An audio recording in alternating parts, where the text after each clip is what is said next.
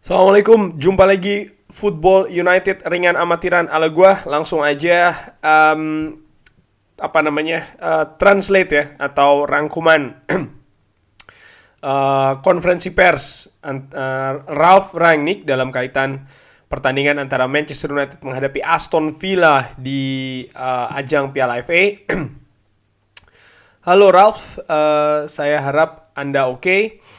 Tentu saja pertandingan menghadapi Wolves tidak berlangsung seperti yang Anda inginkan. Dan setelahnya banyak berita atau simpang siur mengenai atmosfer di dalam klub.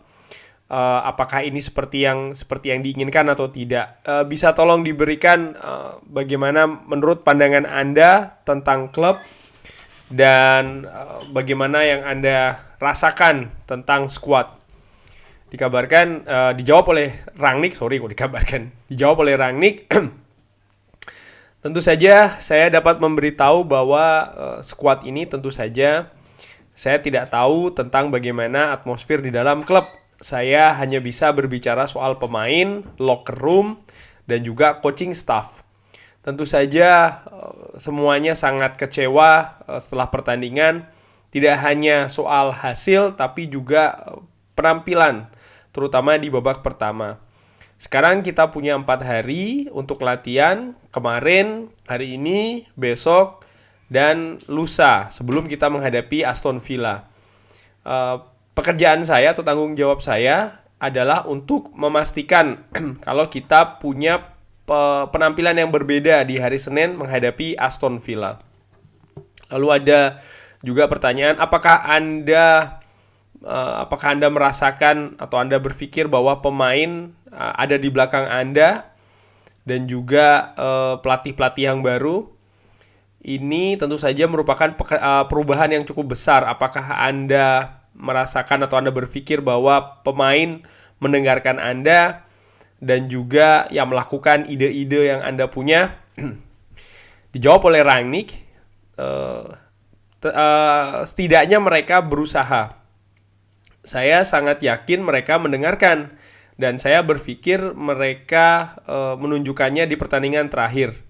Paling tidak ketika menghadapi Crystal Palace, juga ketika menghadapi Burnley, juga di pertandingan away menghadapi Norwich dan juga Newcastle. Dan mereka ketika mereka berusaha untuk mengikuti nasihat yang kita berikan kepada mereka, yang saya berikan kepada mereka. Kita kemasukan gol lebih sedikit daripada sebelumnya dan saya berpikir kita punya rata-rata coba saya cek apakah ini betul. Ini 0,6 di dalam 6 pertandingan. Dan tapi tetap saja ini tentang keseimbangan. Kita membutuhkan untuk mencari kemungkinan terbaik, keseimbangan yang baik antara penyerangan dan juga bertahan. Dan kita masih memiliki sesuatu untuk melakukan sesuatu yang lebih baik lagi. Jadi kurang lebih di sini Rangnick ya, kalau gue simpulkan ya, dia berpikir ya paling tidak pemain itu berusaha untuk melakukan apa yang diinginkan oleh Ralf Rangnick, dan dia mengatakan bahwa setidaknya mereka juga berusaha dan mendengarkan, dan ini sudah terlihat ketika menghadapi Palace, Burnley, Norwich, Newcastle. Rangnick juga menyebutkan tentang rekor kebobolan Manchester United sekarang yang cukup sedikit dibandingkan dengan beberapa pertandingan sebelumnya. Ya kalau gue pikir memang benar ya, dari sisi situ ya betul, kita kebobolan jauh lebih sedikit daripada ketika Rangnick belum datang. Tapi dia juga mengatakan ada keseimbangan yang masih belum bagus nih antara bertahan dan juga menyerang. Lalu ditanyakan juga bagaimana grup pemain ini bereaksi dengan kekalahan. Apakah Anda apakah itu membuat Anda mengerti bahwa hasil bisa mempengaruhi ya di salah satu klub terbaik di dunia? Dijawab, ya, Betul, seperti yang saya bilang, semua pemain sangat kecewa, seperti saya sendiri. Dan juga seperti coaching staff. Karena, terutama di babak pertama, kita tidak memegang kendali permainan, kita tidak membuild up permainan menghadapi Wolves. Dan lagi, di babak kedua, lebih baik, tapi kita tidak mencetak gol. Kita tidak mencetak gol pertama. Kita kebobolan di 10 menit dari waktu, dan artinya sebelum 10 menit sebelum pertandingan selesai. Dan seperti yang saya katakan, ini adalah tentang balance atau keseimbangan antara menyerang dan bertahan. Saya berpikir secara penyerangan kita punya quality, kita punya kualitas, dan kita dapat menunjukkan kualitas tersebut. Tapi di waktu yang sama kita harus mencari the best, kemungkinan terbaik untuk melakukan keseimbangan antara bertahan dan juga menyerang. Ada lagi pertanyaan, ada banyak perbincangan minggu ini ditanyakan oleh wartawan ya. Ada banyak perbincangan minggu ini tentang dressing room yang goyah ya. Apakah ada masalah? Dan apakah ini tentang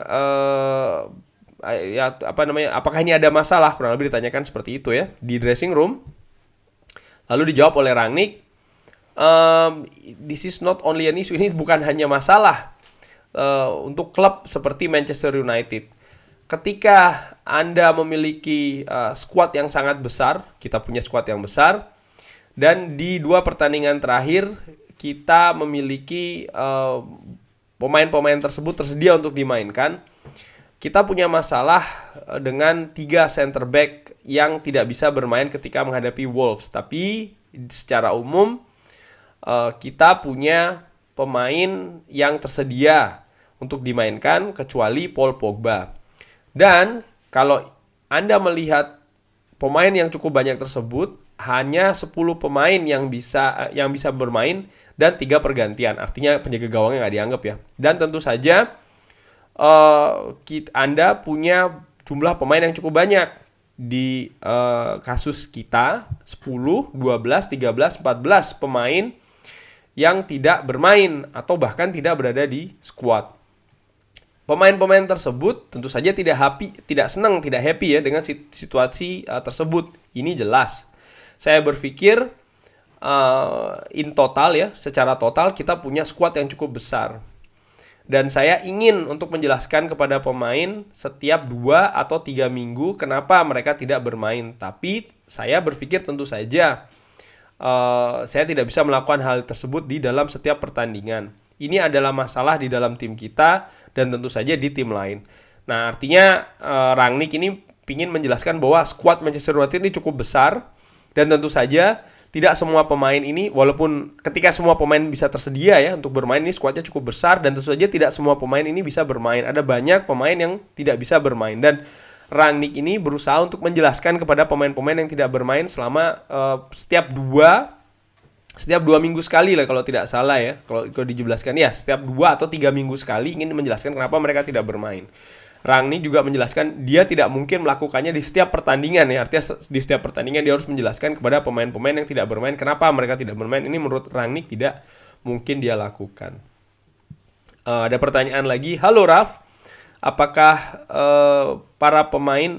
Anda berpikir para pemain tidak yang not knowing your future, yang tidak mengetahui masa depan Anda, ini memiliki efek di penampilan mereka?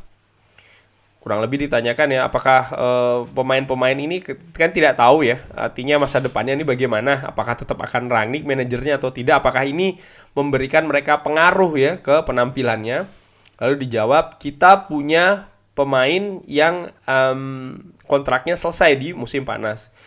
Kita mungkin punya pemain yang ingin meninggalkan klub walaupun mereka masih punya kontrak. Wow. Walaupun kita kembali lagi ke pertanyaan yang saya jawab sebelumnya, ini tentang pemain yang harus menyelesaikan situasi tersebut secara profesional. Masing-masing punya kesempatan dan juga tujuan untuk ditunjukkan di setiap latihan.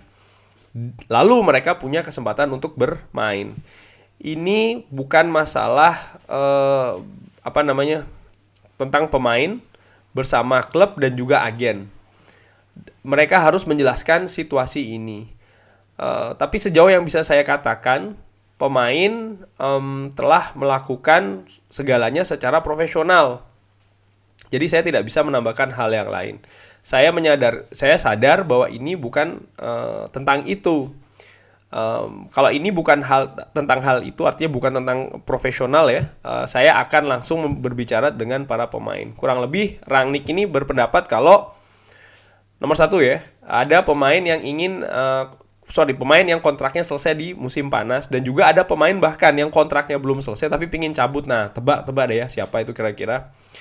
Tapi menurut Rangnick semuanya sekarang masih secara profesional, jadi tidak ada masalah. Pemain akan bermain seperti apa yang ditunjukkan di lapangan latihan ya. Jadi artinya kalau di lapangan latihan permainannya bagus ya mereka akan main, kalau tidak ya tidak gitu ya. Dan menurut gua sepertinya ini yang sekarang terjadi di Manchester United. Artinya pemain ini semuanya ingin bermain ya, mungkin di hadapan Rangnick, tapi tentu saja Rangnick tidak bisa mengakomodir semuanya. Tentu saja dong, yang bermain kan hanya 11, 10 bahkan minus kiper ya kan. Nah, hal seperti ini kalau tidak secara profesional, maka pemain menanggapinya tidak secara profesional, maka Rangnick ini mengatakan akan berbicara langsung terhadap pemain tersebut. Lalu ada pertanyaan terakhir ya. Halo Ralf, apakah Anda merasakan dan juga tim kepelatihan membuat progres, dan bagaimana pentingnya FA Cup ini untuk tim Anda musim ini? Dijawab, ya, kita telah membuat beberapa progres, tapi tentu saja pertandingan menghadapi Wolves ini merupakan kemunduran.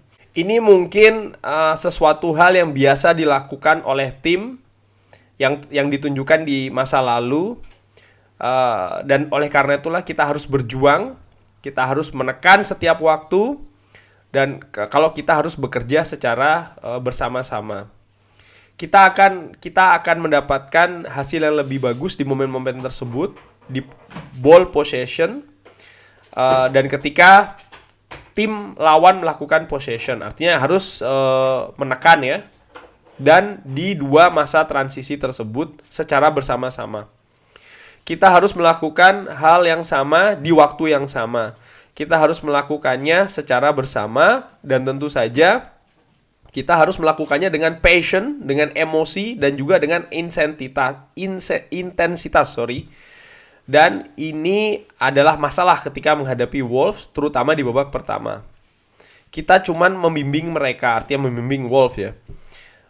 Kalau kita lebih melihatnya lebih dalam lagi, hanya seorang David De Gea yang memberikan mereka masalah supaya kita tidak kebobolan secara mudah. Artinya cuman dilihatnya hanya David De Gea saja nih yang memberikan impact di babak pertama sehingga kita tidak kebobolan gol. David adalah seseorang yang mempertahankan kita di dalam pertandingan di babak pertama. Ya betul kan, berarti cuman Rangnick hanya melihat David De Gea saja nih yang bermain cukup bagus di babak pertama sehingga kita tidak kebobolan lebih. Di babak kedua ini lebih bagus ketika kita merubah formasi menjadi back 3, artinya pertahanan menggunakan 3 pemain belakang. Tapi lagi-lagi ini tentang menemukan sustainability ya, keseimbangan di masa depan, dan ini hanya bisa dilakukan secara bersama. Kurang lebih demikian translation dan juga rangkuman ya dari konferensi pers Ralf Rangnick dalam kaitan pertandingan Manchester United menghadapi Aston Villa. Ini pertandingan FA Cup babak ketiga. Mudah-mudahan suka ya. Silahkan kalau ada komentar lain bisa drop di kolom komen. Jangan lupa like, sholat, and subscribe. Wassalamualaikum warahmatullahi wabarakatuh.